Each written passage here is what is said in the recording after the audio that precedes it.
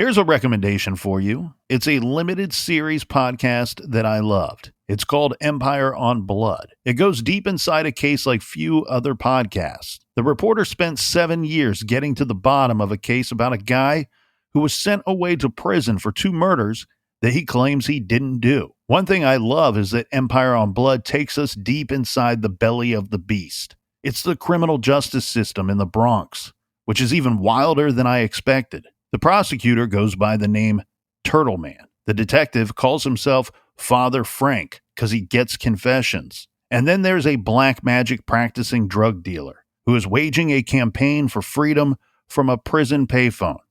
Oh, and by the way, in this pod, they actually solved the case. Empire on Blood was number 1 when first released a few years ago. Now it's back with new bonus episodes. That's Empire on Blood Season 2 on the Burden feed. Listen on Apple or wherever you get your podcast. You can find the link in the show notes and on our recommended page.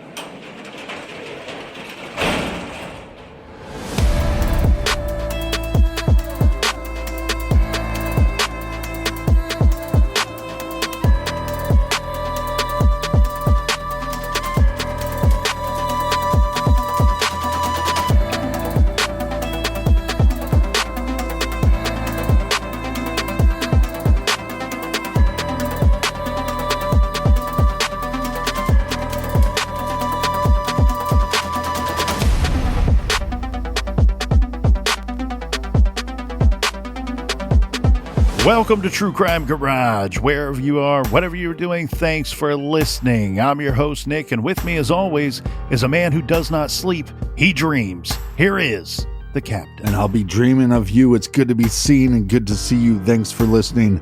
Thanks for telling a friend. We chose this week's beer with our hearts, with heavy hearts. One of our favorite brewing companies and one of the best around is Highland Brewing, running strong now for 30 years in beautiful Asheville, North Carolina. Unfortunately, Asheville, like so many other parts of this great country, have been devastated and tragically affected by tropical storms and Hurricane Helene. Our hearts, our thoughts, and our prayers go out to the hardworking folks at Highland Brewing, the good folks of Asheville, and folks everywhere who have been affected by this devastating weather event. If able, offer some support for these folks that could use a hand. So today we are featuring Wishing Star Cold IPA by the brilliant brewers at Highland. Wishing Star is available year-round.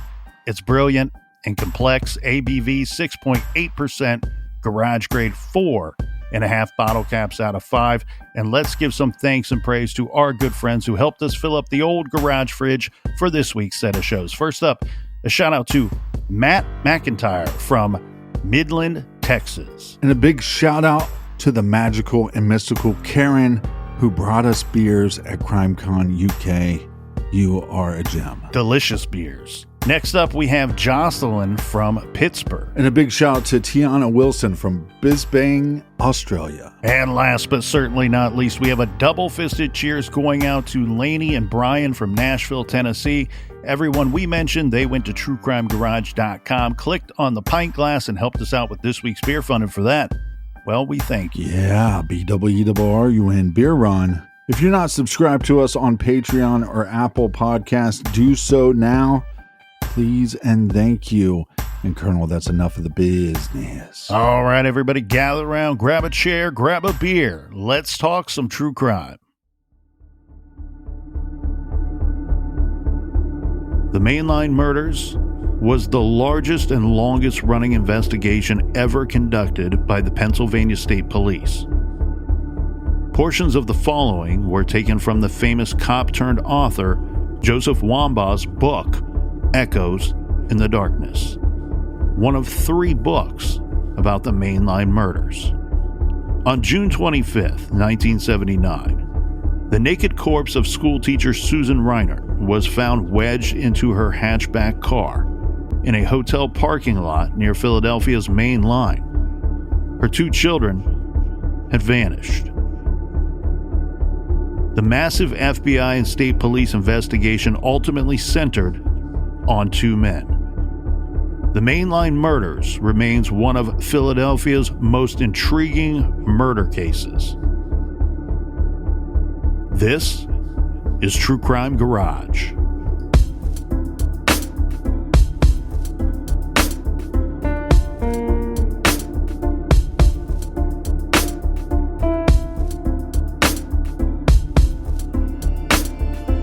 Today we are going all the way back to 1979 to take a hard look at this case that is regularly referred to as the Mainline Murders. This case did make the news on a national level, but for the folks in Philadelphia, Harrisburg, and other parts of Pennsylvania, this case for many, many years was the subject of dinner conversations, water cooler talk, and weekly newspaper headlines and stories.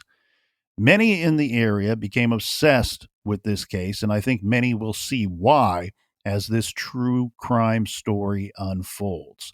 So let's go back to the morning of June 25th, 1979, which is a Monday, which could be a key element to this case. We go to the area known as the Main Line. The Philadelphia Main Line, known simply as the Main Line, is an informally delineated historical and social region of suburban Philadelphia, Pennsylvania, lying along the former Pennsylvania Railroad's once prestigious Main Line. It runs northwest from Center City, Philadelphia, parallel to Philadelphia and Lancaster Turnpike, also known as U.S. Route 30. There seems to be some debate about what areas or parts of town should be included or excluded as part of the mainline area. The captain and I are not from this area, so we cannot offer our 2 cents or really any sense at all on the matter. But for what it's worth, this case starts in a location that many have called the Main Line. On this Monday morning in June of 79, a phone call came into police dispatchers in Harrisburg, Pennsylvania. The caller did not give a name. Instead, the caller went right into the reason for the call. The male caller was notifying police about a vehicle in a motel parking lot in Swatara Township. According to the caller, in the car located in the parking lot of the Host Inn, he found a woman in the back of the vehicle who, as he put it, was, quote, sick. Now, I don't know who is responding to the scene, but we know that police were sent out to this location to have a look-see. State police will run point on this investigation, so given that and the location, it may have been state police or highway patrol responding to the call. Police arrived at the Host Inn Motel parking lot just after 5:30 a.m. The sick woman in the back of the car call that they responded to turned out to be a dead woman in the trunk of a car. Authorities believed that the woman had been dead for approximately 24 hours, and her nude body, which had been haphazardly thrown into the trunk of this abandoned Plymouth vehicle. Over the next several hours, police would set out to identify this woman. By the end of the day, police sorted out that the woman was a mother who, along with her 2 children, had gone missing sometime earlier that weekend. In fact, went missing sometime the weekend before that early Monday morning call to police about a sick woman in the car. So, of course, a huge part of this mystery right from Jump Street is where are these kids? Here we go, Captain. This is the report from the Lancaster New Era newspaper circa June 1979. The headline, "Her 2 children missing, teacher's body found in car trunk near Harrisburg." My slightly summarized version of this article reads, "The nude body of a high school teacher, whose 2 children are missing, has been found in the trunk of a car parked at a nearby motel. Police said they found the body of Susan Reinert, age 36, early Monday at the Host Inn parking lot in nearby Swatara Township after receiving a telephone tip from a male caller. State police said that she had been criminally assaulted, but they would not say whether she had been sexually molested. The county coroner said she died from suffocation. Trooper John Holtz said the woman's children, Karen, age 11, and Michael, age 10, were with her Friday evening when she was last known to have been alive. Quote, "We're hoping that the children will be at a friend's house. We doubt it very much, but we are hoping for that," said the trooper. Mrs. Reinert, who was divorced, taught English at Upper Marion High School in Philadelphia suburbs. A neighbor said she was devoted to her children and was active in Parents Without Partners, a group focusing on divorced parents. Mrs. Reinert's husband, Kenneth, said he last talked to the children Friday night. Kenneth Reinert went with police to Harrisburg to identify the body. Quote, "No one we talked to yet can give us a reason as to why she was in Harrisburg." And along with this news story, there is a picture of Susan Reinert, the dead mother, and the two missing kids, Karen and Michael Reinert. So we have teacher and mother, Suzanne. She has two kids, Karen and Michael. They're last seen on Friday. They're reported missing over the weekend. Then her body is discovered at this hotel parking lot. Do you know who reported her missing? Well, that's a good question because that part of the story is a little ambiguous. Okay, so Yeah. what I think has happened here is at some point it didn't go unnoticed that she was missing. Like it went noticed that she wasn't where she was supposed to be, but I don't know that that call actually made it to police. I don't think they were officially reported missing. I think what happened here, Captain, is once they determined the identification of the nude woman found in the back of this car, they start reaching out to people, and right away the feedback they're getting is, "Oh yeah, we've been wondering where she was," or "We've been wondering where the kids were." So it's possible that she was missing, but not reported missing. Exactly. And I think that's exactly how this played out. So she's found on a Monday morning in Harrisburg, PA. And we've already got two missing kids. We got two missing and one murdered for this investigation. That's how this thing sadly is going to kick off for investigators. Now, first, I want to talk about this car. It's key here to know that the car that Susan Reinert's body is found in, this is her own vehicle. She owns this vehicle. This is Susan's orange, red Plymouth Horizon hatchback. So it's a hatchback vehicle. And you'll hear me bounce back and forth between Susan and Sue. Most people called her Sue. So the vehicle, as I understand it, Captain, was backed into a parking spot. The report states that it was located 3 rows from the main entrance to the motel lobby / check-in area. So I don't know if that means 3 rows to the left or to the right, or if it was a bigger parking lot and it's 3 rows in front or behind where what would be considered the main entrance to this motel lobby / check-in area. And as said, it was a hatchback. The hatchback, so these are typically smaller cars. And the hatchback was left open, or at least open when the police arrive on the scene. No one knows for certain who the caller was that phoned this in. Unfortunately, the recording of that call was erased or lost, but the police dispatch was interviewed, and the takeaway from that interview was that the dispatcher believed that the caller sounded rushed or hurried, very brief, very vague, and the opinion was that the caller sounded and communicated in a way that was suggestive that they wanted to end the call or get off of the phone. Well, we got a couple possibilities here. It could be the killer making the call so that the police find the body. Therefore, they can have some kind of awareness of the situation. And how many times have we heard these killers? Once I killed the person, I thought the cops would be on me in seconds. And so this could be a move out of fear or desperation, or it could just simply be a passerby that is saying that this individual's sick, but clearly she's found, like you said, in the nude.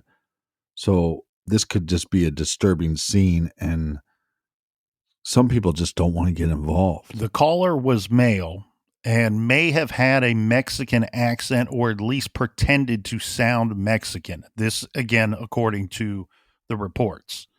Now, no one seemed to have a clue as to why the vehicle, Sue's vehicle, would be found here at this location. This is a little more than let's say it's approximately 100 miles from the home where Susan and her two kids lived. So it's a good distance away from her home. Some reports say over 90 miles, some say over 100. This motel no longer exists, so it gets a little difficult to pinpoint exactly the distance between her home and this location. But based off of those reports, I think we can say with all confidence approximately 100 miles from her home. So the key here, though, But a couple things. By creating a distance, let's say she was murdered somewhere else, and then this is just a dumping ground, it would take longer for law enforcement to figure out who this victim was. But also by placing the body in a motel parking lot, it then leads you to believe it's possible that she was meeting somebody. And did she meet somebody at the hotel? yeah, that's what I want to wonder. That's what I am asking myself and everybody else out there, because I get what you're saying. The distance would complicate identification of the victim. However, it's her car. Right. As a police officer, you're going to open up the passenger door, open up the glove box, check the registration, and go, "Oh, it's registered to a woman. I have a hunch here that the victim's name might be who the vehicle's registered to." And so that being the case, now we have to go, all right, what's the scenario here that puts her where we found her? So either she Right. drove the car to this location or to this general area, and something happens there, or something happened prior to, and then the car with Susan inside was delivered to this location. So we see how these mysteries start to unfold in front of the investigators. First, who is this woman? Okay, we've sorted that part out. Where the hell are the kids? We have no clue. And now you almost feel like you're back at square one. Yes, we've identified the woman, but how the hell and why the hell is her car found in this location?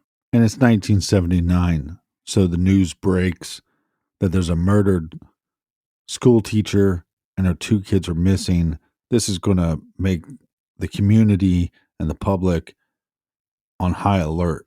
And this is probably also one of the reasons why we're still talking about this case today. Yeah, and it's all hands on deck as far as searching for these kids. I really liked some information that I found on this case, and I wish that I knew the police officer who was in charge of the search for the kids, because from the way that it was described, Captain, he pretty much calls a meeting, gets everybody who has any clout, anybody in upper management with the state police, and he says, search everywhere.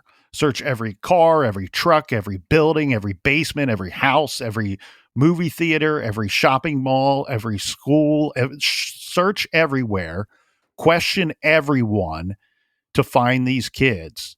Do whatever the hell you have to do to find these kids. And one of the officers says, but what about these people's rights? The places we're going to be searching, the people we're going to be questioning, what about their rights? And he says, fuck their rights. Find these kids. I love to hear that passion. I love to hear this man leading the charge and rallying the troops and telling them, do whatever you got to do to find these kids. They're 10 and 11 years old. Now, we'll circle back to the crime scene, Captain, but let's do a little background on the three victims, because right now, as said, we got two very difficult investigations going on, and thankfully you have the resources of the state police on this from the beginning, but you are simultaneously and with different teams, you are investigating a homicide, but more importantly, you are also trying to find children ages 10 and 11. So we now need to figure out who the mother, Suzanne, is and who these children, Karen and Michael, are. Yes. So what we learn is Susan Reinert is 36 years old. She was employed in the fall of 1971 as an English teacher at Upper Marion High School. Now, she's involved in a lot of the clubs there. These high schools have a lot of different clubs for the kids, and she's involved in some of these clubs. So she's not just a teacher, she's very active. She was also co-advisor for the school yearbook. She was active in other activities, including Parents Without Partners. In 1977, she was education director. She was a cinema buff and taught a film course at the high school as well. All of the students and staff loved her from what we could find. She was very dedicated to the school, to her students, and to her career. Her neighbors say, quote, Sue was the last person you would think this would happen to. She was always so cautious and careful about who she was with. She didn't go to bars. She called them freak scenes. She was a very devoted mom, always driving the kids to gymnastics and or baseball. She was divorced. So at college, Sue met Kenneth Reinert. He was attending school as well, and he was also in the Air Force. The two got married right after college and then moved around for a while because of his Air Force gig. Sue began her teaching career during that time while they were still moving around. They lived in several different states over the years. Eventually, they ended up back in Pennsylvania, settling down in the greater Philly area. The two simply, from what everybody's saying here, Captain, the two simply got married too young. They split up and divorced when the kids were still little. By all accounts, it was a mutual and amicable split. It was shared custody of the kids and no alimony or child support. But the kids did stay with Sue the majority of the time. Ken got Karen and Michael mostly on weekends and holidays. After the divorce, Sue and the kids settled into a tidy 2.5-story twin house on Woodcrest Avenue in Ardmore, a section of Haverford Township. And as said, at the time of the disappearance, Karen was 11, born in September of 1967, and Michael was 10, born in June of 69. We mentioned the Parents Without Partners program that Sue was a part of. And in fact, she was a rather big part of her local chapter of Parents Without Partners. This group was sort of a thing back in the day with chapters throughout the country. This club is a support group for those who need it, but very much a social group as well. So some people join more for the social aspect and may support others during their time there. Susan played a leadership role. Sometimes she would help facilitate group meetings, and she would also help to organize events when they had them. Because Susan spent so much of her time with work and with her two kids, I think that might be why we get some conflicting observations about her social, or more importantly, romantic life. What are the conflicting reports? Well, she was a very private person as well, so some people who knew her likely simply were not informed as to the details of her private life. Some say that she was not seeing anyone, and others say she absolutely was seeing someone, spent a whole lot of time with someone. Well, what time she could with this individual and the relationship, given how busy she was with her career and with her kids. So there are some people that are saying that she didn't see anybody at all. And there are other people that are saying she was not only very much involved with somebody and had been for a long period of time, but that relationship was serious enough that it was headed toward marriage. Well, that seems like polar opposites, right? She wasn't seeing anybody. Oh, no, she was seeing somebody. And guess what? They're going to get married. Yeah. And again, you're canvassing and talking to everybody that knew this woman. So it's not crazy to think that you are going to have those conflicting observations, because that's all they are, is people that are making assumptions based off of their interactions with her. How limited those may be, we don't know in some cases, and what they're seeing and what they're observing with her and her kids. Look, if she's not home a lot, if she's busy with work and busy running around with the kids and not home a lot, maybe the neighbors weren't so aware of somebody that she may have been involved with. But when you get to talking to people that she worked with and her family, they're telling a different story. Yeah, she was involved with somebody, and that person, his name is William Sidney Bradfield. He went by Bill Bradfield. He was the chair of the English department at Upper Marion High School. So, with this revelation found by police, this is where the plot thickens.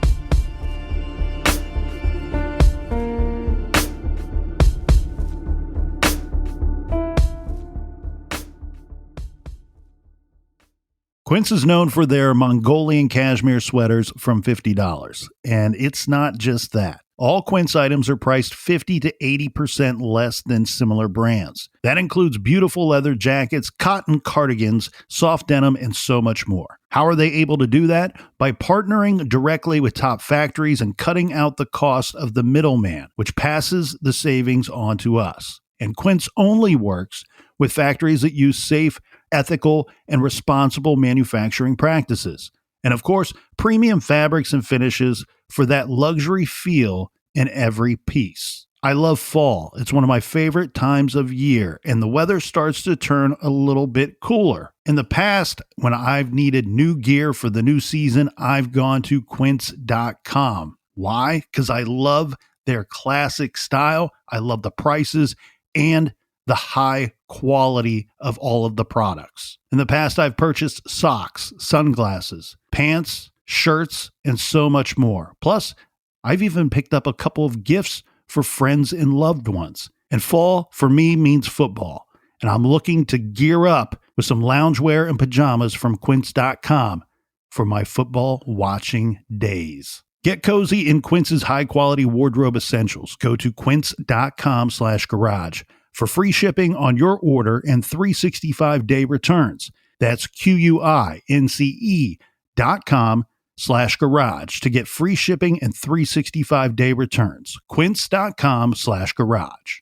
With Simply Safe, when I travel, I feel safe and I feel at ease because my home is protected with Simply Safe. Have you ever felt a sense of unease when you leave your home, wondering if everything will be safe while you're away? You can feel protected with Simply Safe. Simply Safe has protected my home for years and the garage studios, and the security and services have exceeded all of our expectations. With fast protect monitoring and live guard protection, Simply Safe agents can act within 5 seconds of receiving your alarm and can even see and speak to intruders to stop them in their tracks. You'll never be locked into a long-term contract, so you can cancel at any time. And pricing is transparent and affordable at less than $1 a day with no hidden fees ever. It's easy to install and activate your Simply Safe system in less than an hour, or choose professional installations to have a pro do it for you. We love Simply Safe. It protects our homes. It protects the garage studios. You deserve to be protected. Your family deserves to be protected. Protect your home with 50% off a new Simply Safe system, plus a free indoor security camera when you sign up for Fast Protect monitoring. Just visit simplysafe.com/garage. That's simplysafe.com/garage. There is no safe like Simply Safe.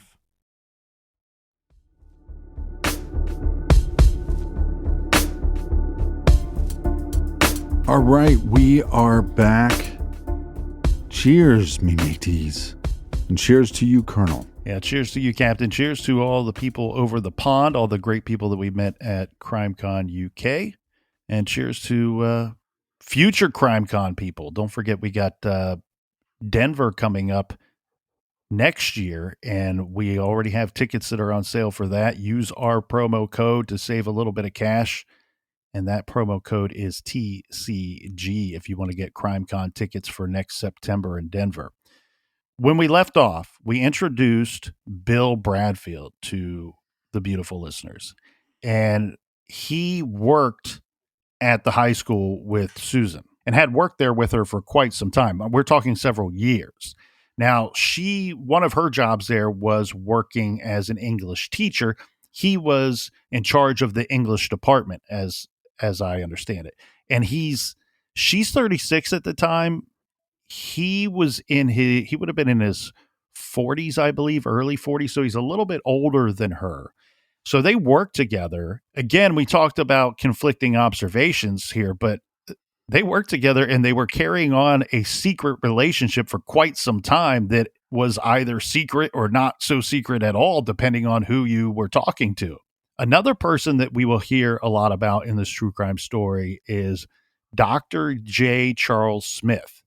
He was the one-time principal of Upper Marion High School. So he was running the show over there. He was the boss of both Bill Bradfield and Susan Reinert. He was the principal at the school for 12 years, but not at the time of Susan's death. So we have eyewitnesses that saw Susan with her 2 children on Friday, but let's go into the events leading up to finding her body in the hotel parking lot. Yeah, because the events leading up to this, one, there's a quite a gap through the course of this weekend of unknown whereabouts for Suzanne and the kids, but there's some very questionable behavior going on even starting on that Friday when we know that the 3 were alive and well. The 3 had plans for the weekend. We had mentioned that Kenneth or Ken, their father, would often have them on weekends, but not on this weekend. So this weekend, Susan was going to be a part of a Parents Without Partners event that was taking place out of town. So this event was going on in Allentown, Pennsylvania. Remember, she's in the greater Philadelphia area. And she not only was planning to attend, but she had already made arrangements to bring the kids with her. Now, that wasn't going to take place until Saturday morning. They were not going to leave to go out of town until sometime on Saturday morning. And we know that based off of arrangements that she made. She had to book a place to stay Saturday night, and she was open and had told plenty of people about her plans for that weekend.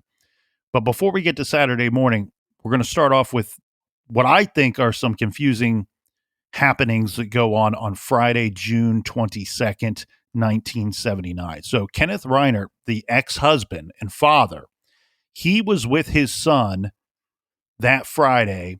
So this would have been late afternoon, early evening. He's with his son at a father-son softball game. His son played baseball, so this is just kind of a natural thing. Father-son softball game. Something weird happens. Before the game is over, it's near the end of the game, but Suzanne shows up and she picks up her son before the game is over. So her son, he has to kind of leave abruptly. And from my understanding, Captain, I've have some conflicting times that are reported on this, but I think it's pretty safe to say that this takes place close to 8 p.m., late in the 7 o'clock hour or close to 8 p.m. So it would be getting kind of dark and a little late by this time anyway. Kenneth gets a phone call from his son, Michael, around 8:30. Michael is calling to tell his father, like, hey, I'm sorry that I didn't get to stay to the end of the game, but I had to go with mom. And, dad's saying all the right things. Yeah, I understand. It's not a big deal. What are you doing this weekend? And later, Kenneth would tell police that when he spoke with Michael, everything was fine. Like there was nothing weird going on. And he didn't even find it weird that Michael didn't stay to finish the baseball game. It was near the end of the game anyway. And he says that Michael sounded excited and was talking excitedly about the weekend plans. So he's going to be tagging along. Both kids are going to be tagging along for this Parents Without Partners event with mom. But this is Parents Without Partners. So a lot of the parents are bringing children with them. Yeah. So it's kind of exciting, right? You're a young kid. You're going to meet other young kids and they have kid fun events scheduled for the weekend. Well, if you're around 10 years old and your parents tell you you're going to stay a day or so at a hotel, if there's a pool, you're super excited. Even if there's not a pool, you're just excited because it's something different. Yeah. What about an elevator? Have you seen how nuts kids will go with an elevator that hits multiple floors? You should see how I react in an elevator. One event that Michael was excited about was they were going to be doing some bowling over the course of the weekend. I don't know.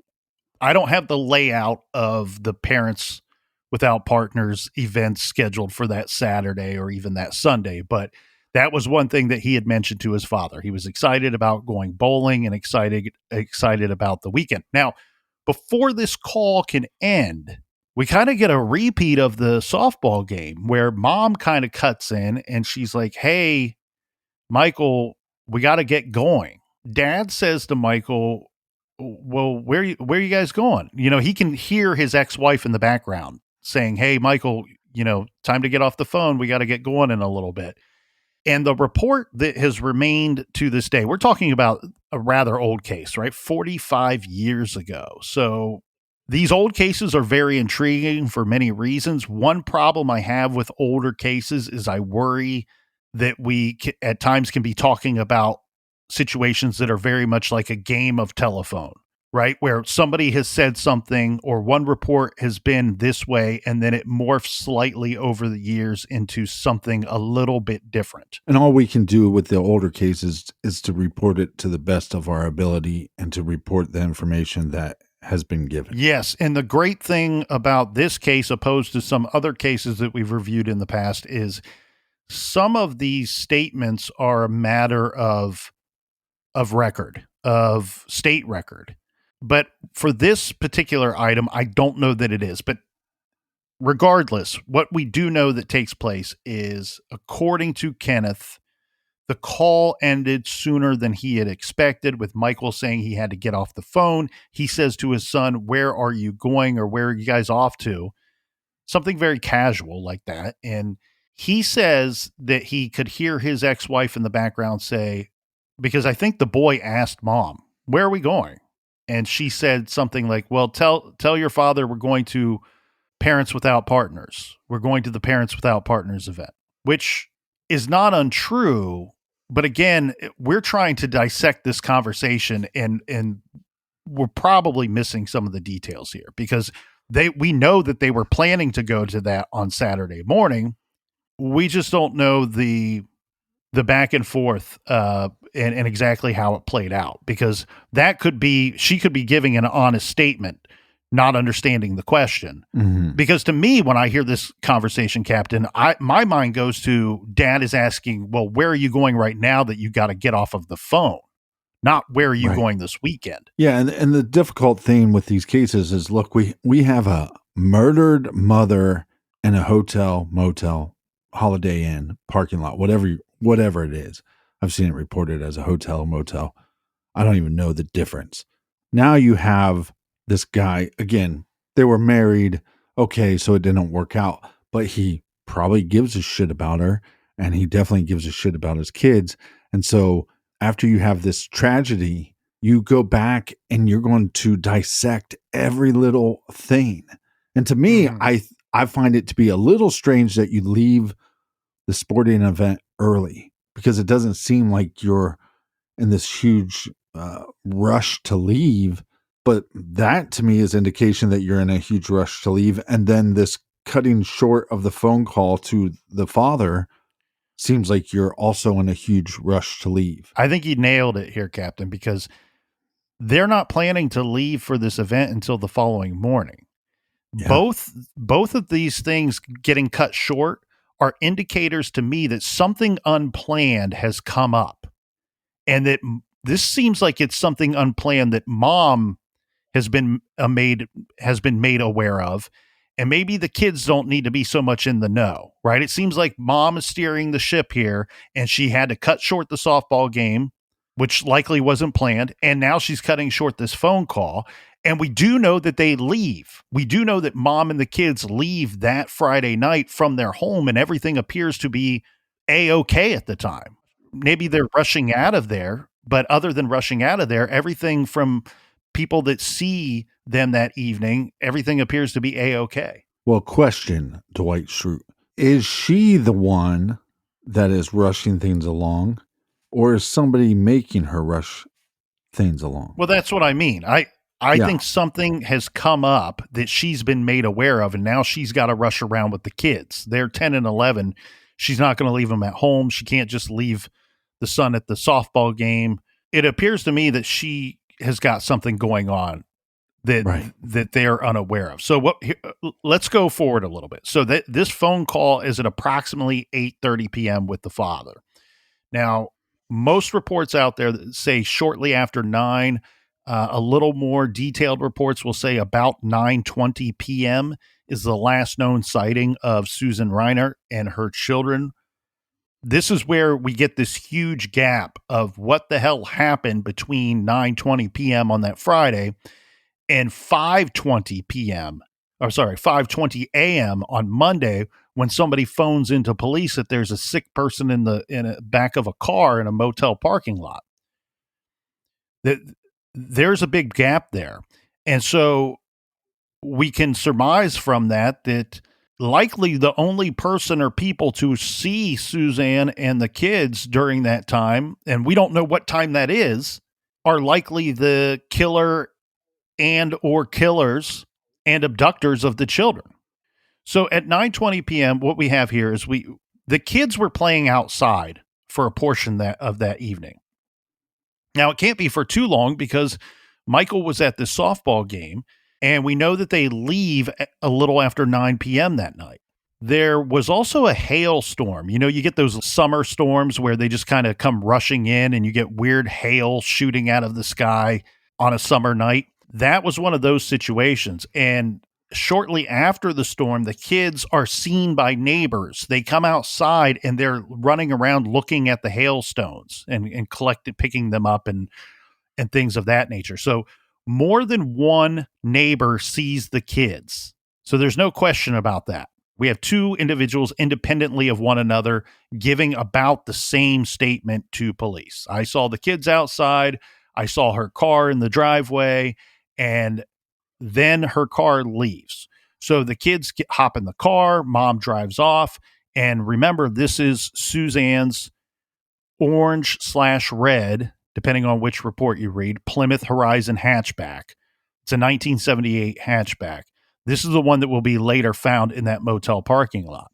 We do get one neighbor that will be able to provide a description of what the children are wearing at the time that they were last seen by the neighbors. And this could play a key role in the case later. Of course, it makes so much sense, though, because police at the time, right from Jump Street, are trying to find these kids. And so they know what the kids look like. They need a description of what they were wearing when they were last seen. And so this is provided to them by at least one of the neighbors. However, we should point out that none of the neighbors that saw the kids or saw Susan that night, none of them are saying that they saw Suzanne with a suitcase or the kids with suitcases. And keep in mind, the plan always was for them to leave for that trip Saturday morning. Also, an event that takes place that evening, Captain, is, and I think this to me plays a big part in how I can try to perceive, or the perception that I start to build of the key people in this case. Suzanne spoke with her in-laws via telephone that evening. The Parents Without Partners event was in Allentown, Pennsylvania. This is we have to give a bit of a history lesson here to the listeners so everybody can kind of understand the situation. In the late 70s, there was a bit of I hate to use the word crisis, especially with all the things going on today. It seems very trite to use that word, but at the time, it was referred to by some as a gas crisis. Gasoline prices were very high. The supply was very scarce. And so Suzanne maintained a good relationship with her in-laws. And I think this goes to show us that she likely maintained a good relationship with her ex-husband as well. So she's on the phone with her in-laws, and she asked her father-in-law, ex-father-in-law, hey, my gas tank is reading here. You know, you got E for empty, you got full tank. Here's what my gas gauge is saying.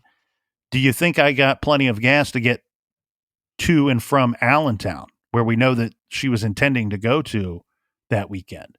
And he says, yeah, I think you're going to be perfectly fine. You won't have to stop for gas on the way. So not only do we have the neighbors telling us that everybody's alive and well that Friday evening, we have the in-laws saying the same thing as well, that we spoke with Suzanne on the phone.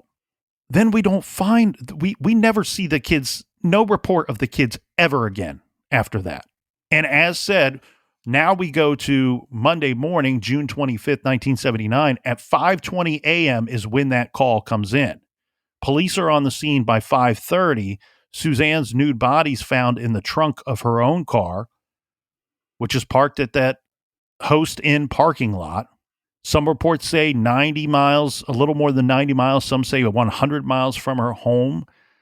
The other report that we do get here, Captain, is the Host Inn is 3 miles from the Pennsylvania Turnpikes in Harrisburg Exchange.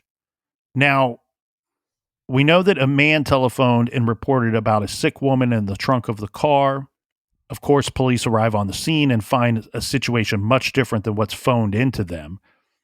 Here is what's interesting, too, about this scenario. The first people they're obviously going to talk to are the people working at the motel.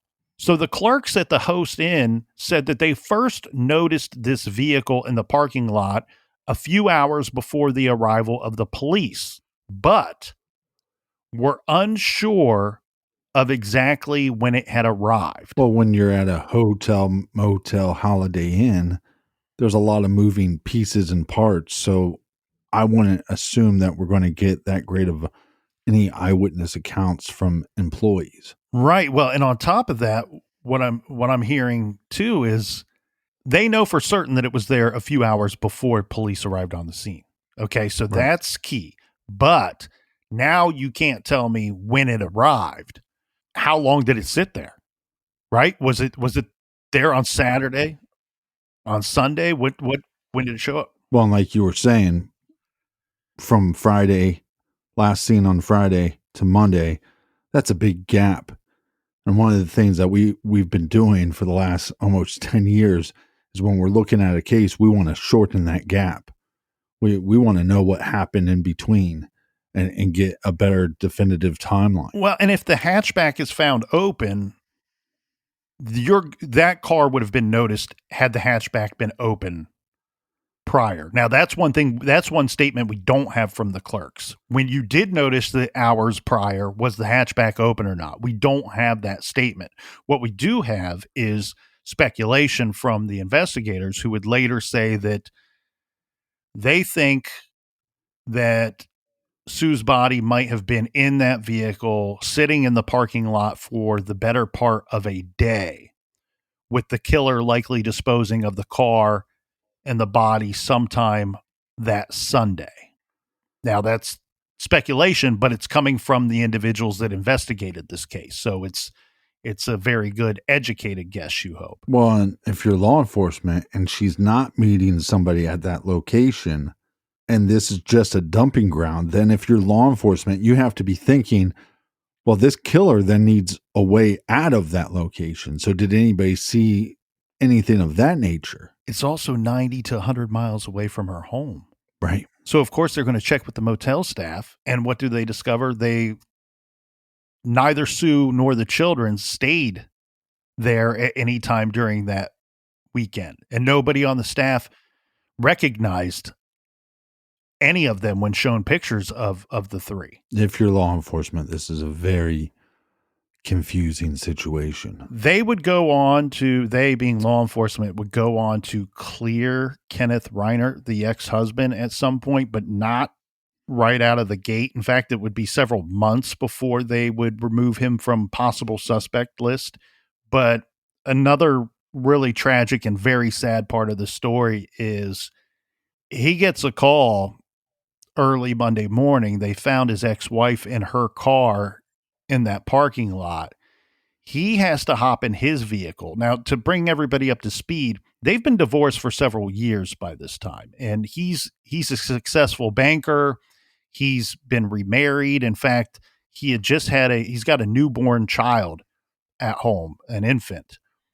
And so that Monday morning, per phone calls from detectives, he's hopping into a vehicle and driving miles and miles away from his own home. He lived in a different suburb of Philadelphia, and drives out there, and he's going to go to the morgue to identify his ex-wife's body.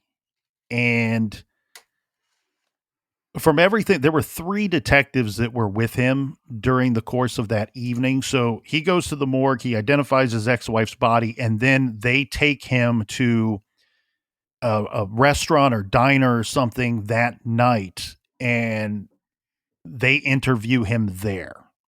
Because it's a weird scenario for detectives, right? You have this person who should be high on your suspect list because he's the ex-husband, but also somebody that you are consoling a little bit. So they interview him at a diner, and all 3 detectives walked away that night with the same. One of them drove him home at some point because he was physically unable to drive himself home. He was that distraught. He was that wrecked from the situation. And I mean, they said he broke down when he identified his ex-wife's body, but he really lost it when he looked at detectives and said, where are my kids? So they didn't have a gut feeling that he was involved early on based off of his reactions. Mm-hmm. But eventually they will clear him based off of a very solid alibi. I mean, he's at home with his new wife, and other people had seen him that Friday, Saturday, Sunday. He's accounted for that whole weekend. To complicate things even further, we get the cause of death here. We get 2 different determinations of cause of death. The coroner at the time determined that Susan had been suffocated or asphyxiation. They weren't quite sure, but those 2 things are quite similar. They did determine that she had been beaten.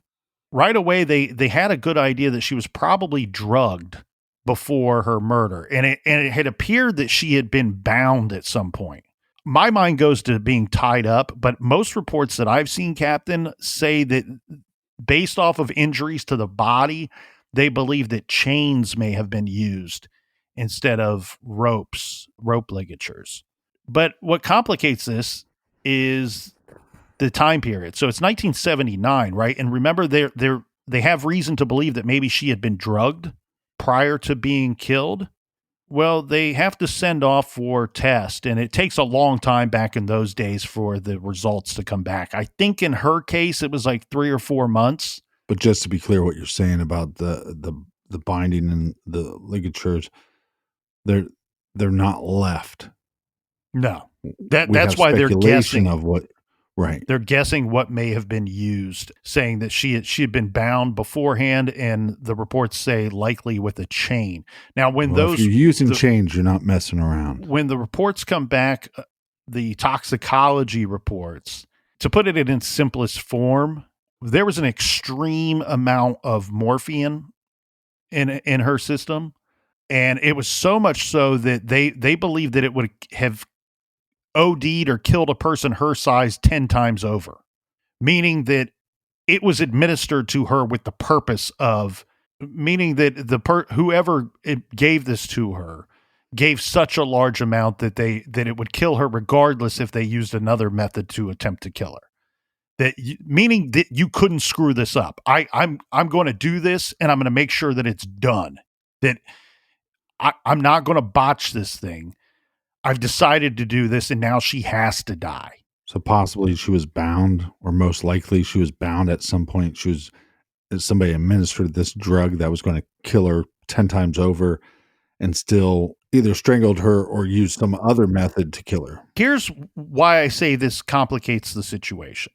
Because depending on what report you read, you get 3 different causes of death. However, all 3 things likely would have killed her, and I think that's why it's difficult to say this one thing is exactly what did it. So the drugs could have killed her, suffocation could have killed her, asphyxiation could have killed her. Part of that too, Captain, was, she could have been suffocated, or it could have been as simple as there was a mistake, because they did find tape that had been placed over her mouth, and they determined that this was placed over her mouth before she passed. So that could have played a part in her murder, likely depriving her of necessary oxygen. Now, the reason why I hate the complication of not knowing the exact cause of death is that I think that if you can say that they couldn't determine that, then what confidence do you have in this next part of their report? So Dr. Bush concluded that Susan had been deceased for approximately 24 hours when her body was found in the Host Inn parking lot. So that's putting speculation that her time of death had come, and this is from their report, sometime between 12:15 a.m. and 6:15 a.m. the day prior on Sunday, June 24th. So this would be like at least 27 hours after she had driven away from her home, all of those miles away. This creates this large window of darkness and mystery for the investigators to try to fill in the blanks. Yeah, the case just gets more confusing for law enforcement. And furthermore, you wonder if we could sit down with the detectives and ask them, why did you speculate that her body in the vehicle may have sat there in that parking lot and been there since sometime on Sunday? Why is that speculation? What was your indicators to make you come to that possible conclusion? Was it simply the time of death given to you by the doctor, or was there other factors that played a part into coming to that possibility as a likelihood? And here's some of the even more troubling things about this whole scene and the early stages of the investigation. So it's troubling enough, though. Well, yeah, but we have 2 missing children. Yeah. Now police can find no trace of several of Suzanne's belongings. So this includes her clothing. Remember, she's found nude. They can't find her purse. And if you look up pictures of Susan Reinert, I've not seen a single picture of her not wearing glasses. She wore eyeglasses regularly. She required them. So those eyeglasses are not found as well. What is found inside the car is referred to many times as random pieces of possible evidence. But a lot of these items, Captain, don't really seem relevant to the investigation. I mean, people have things in their car and leave things in their vehicle. So what they find is an umbrella, a matchbook cover from a motel. You would think that that would be a good piece of evidence, but this motel is from Gettysburg, and it was confirmed that Sue had stayed there about a year prior for a conference. So it's a souvenir. Yeah, this appears to be just something that was placed in the car at some point and never removed. They found fast food wrappers, an empty Coca-Cola bottle, part of a blanket, which is a weird thing to say. I would love to know more about what part of a blanket is and means. They found a towel, and they found a blue comb. Now, this blue comb will become a huge part of this investigation. The blue comb, in some reports, not all, but some reports state that it was found underneath her body in the trunk of that car.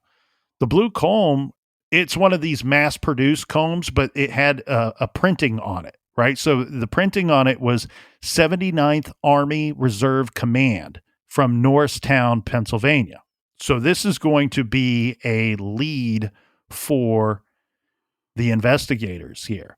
Now, they only find a partial fingerprint, an unidentified partial fingerprint, but other than, and there, I guess there were some fibers that were found as well.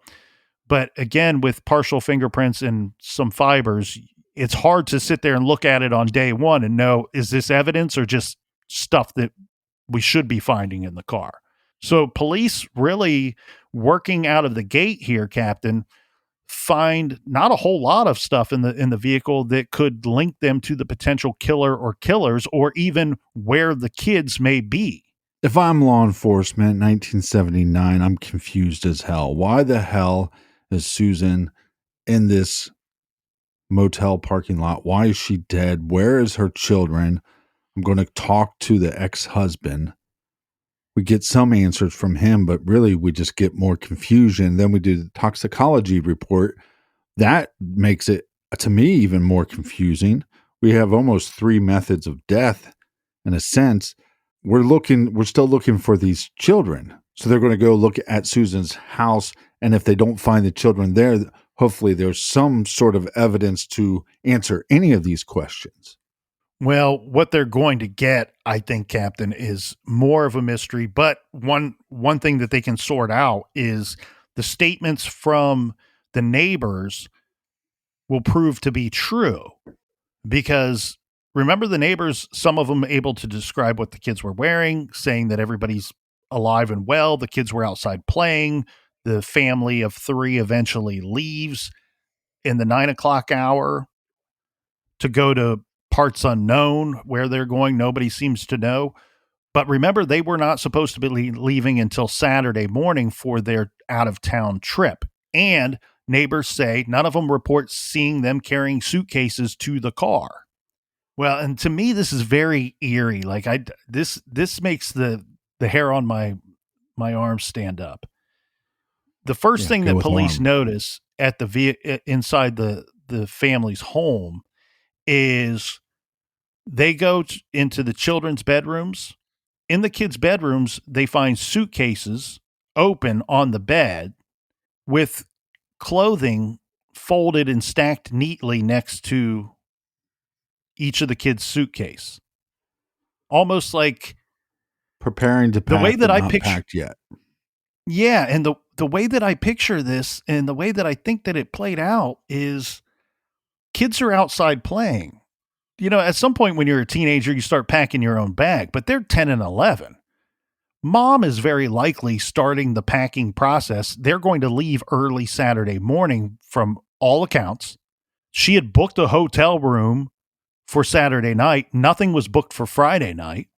So it looks to me like mom's busy inside packing and preparing for tomorrow morning. Kids are outside playing, and then something must have happened to put a stop to that. Because those kids were going to sleep in those beds that night, right? She would have finished the packing job before the end of the night. But something must have happened to cause the 3 of them to hop in a car and take off.